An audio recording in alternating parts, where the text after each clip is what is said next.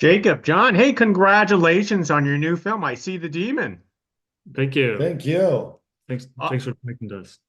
you know what? Also, congratulations. You just had a premiere at Cinequest. How did that go for you both?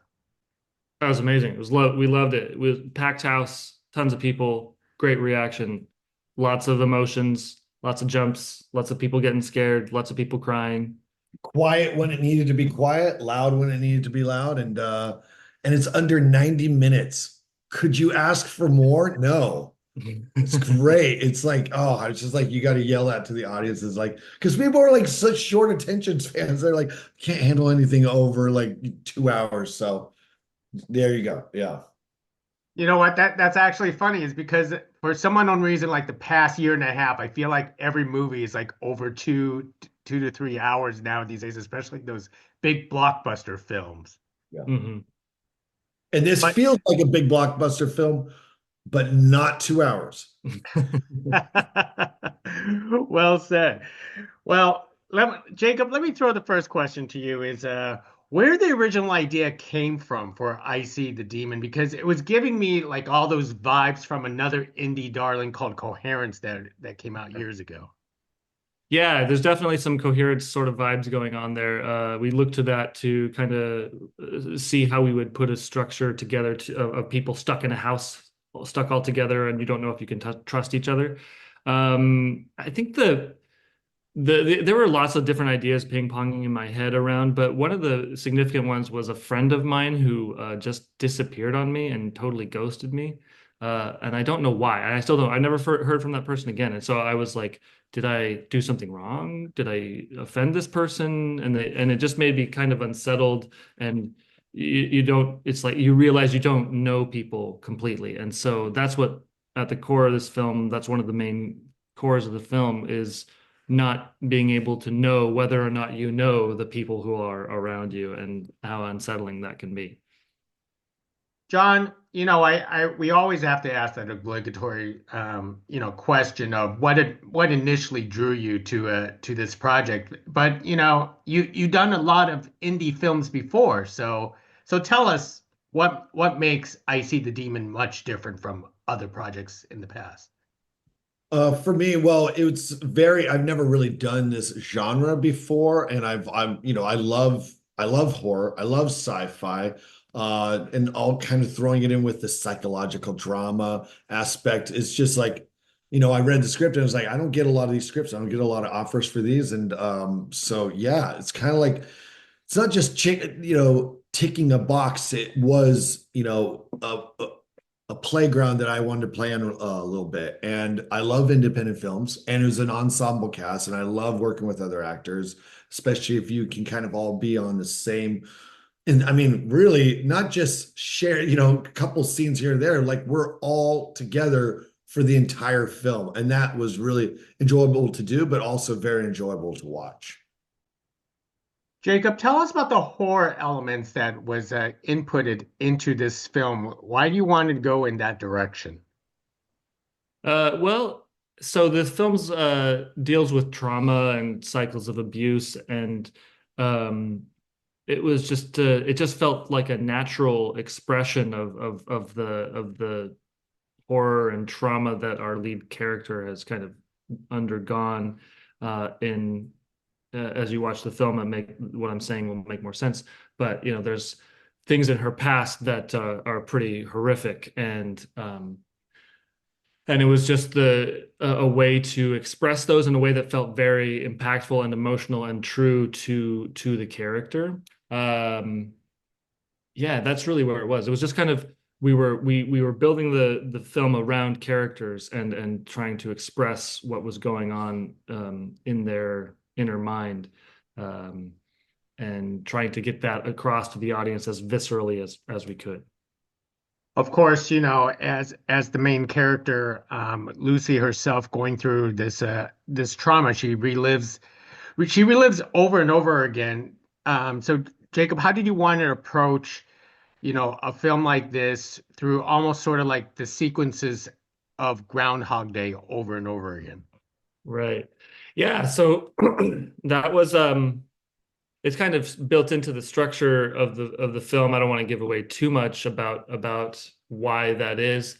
Um, but one thing that I've liked with some of the people that I've screened is or audiences that have seen it, we did a little private cast and crew screening earlier, and then we had our world premiere last night. And some of the reactions that I've had is they've been very varied, very varied. There's been a lot of different reactions. Like one person was talking about how he felt like it was very resonant to him because he's a veteran and has some PTSD from being over in combat situations, and the idea of things recurring and trauma coming back and cycles of abuse uh, going again and again and again, and trying to figure out how to break those cycles. Um, it was great to hear that it was, even though that's not really the thoughts that I was having when we were writing and directing, but that's how people have been responding to it. That was a really nice feeling that there's expansive interpretations for the cyclical nature of trauma in the film. John, nearly a similar question to you because this is like a repetitive performance, over and over again, especially playing your character, Roger. How did you want to handle something like that for your performance in a film? Well, I think, what was nice and easier to track was that it all takes place in what you're seeing cycle is essentially like, maybe an hour or so in a party setting. And so it wasn't too difficult, but as the cast, all of us together were sometimes like, okay, so what just happened, and what do we, remind us again. But because we were all shooting there in almost the space of a week, it was easier to track, and so it wasn't too difficult. But it still had its challenges of like, what are we going to bring differently to this cycle? It's kind of the same dialogue, some of the similar things, but how do we change it up a little bit to just make the audience kind of question, like, well, okay, it's a little bit different this time. What's the same? And just getting the audience to kind of turn their gears is always a good thing, and hopefully hooks people. That brings up an interesting point, especially for you, Jacob. It's because I'm assuming this wasn't filmed in order. So how did you keep it straight, for your cast? Yeah, that was challenging. We had a really good first AD. That's part of it.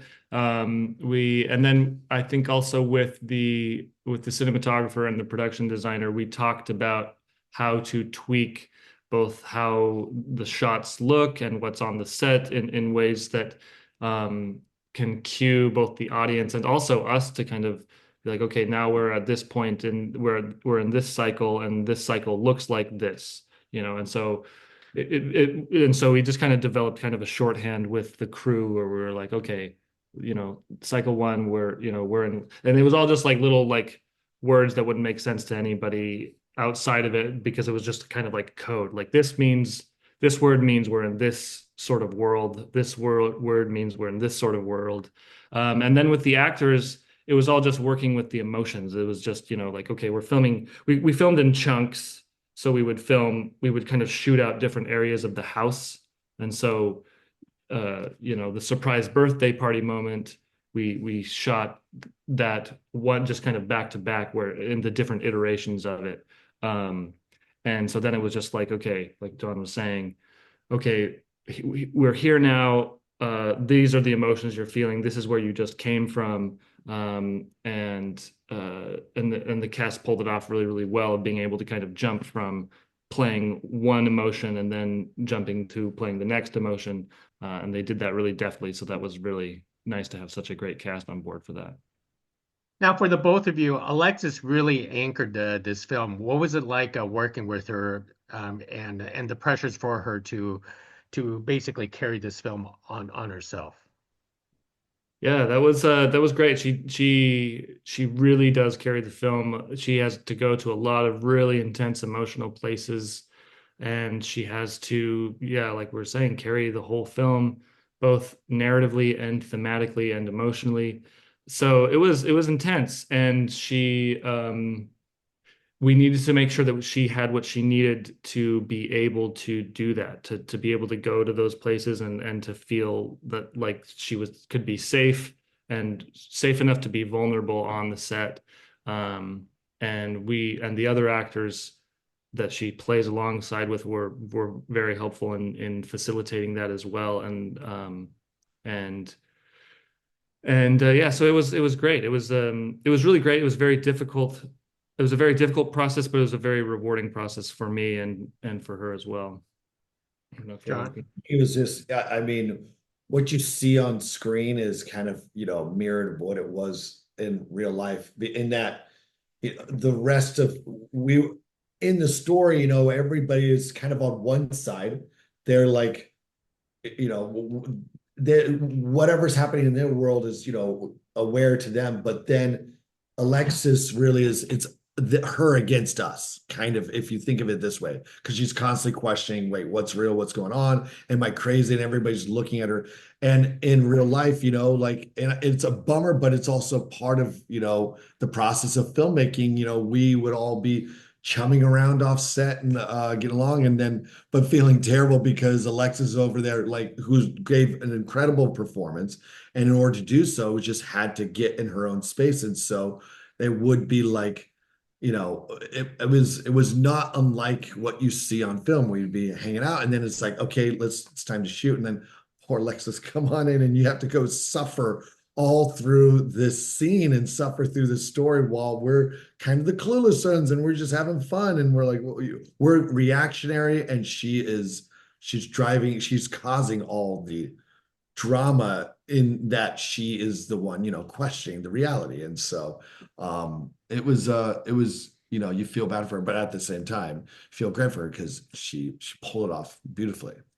That is so true. And John, you've done a lot of independent cinema for a long time, and you avoided a lot of like major big blockbuster budget type of films. What is your love doing these smaller films? I just love, like, the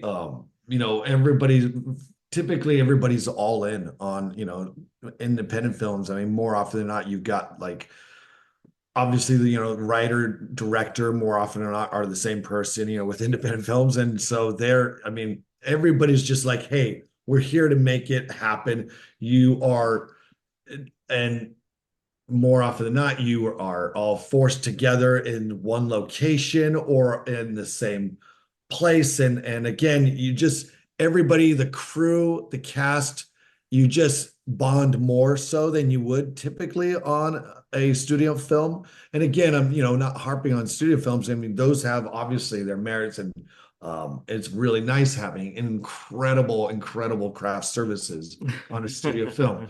But and you can eat whatever you want, sushi Friday, lobster Wednesday. Wow. But Must be nice.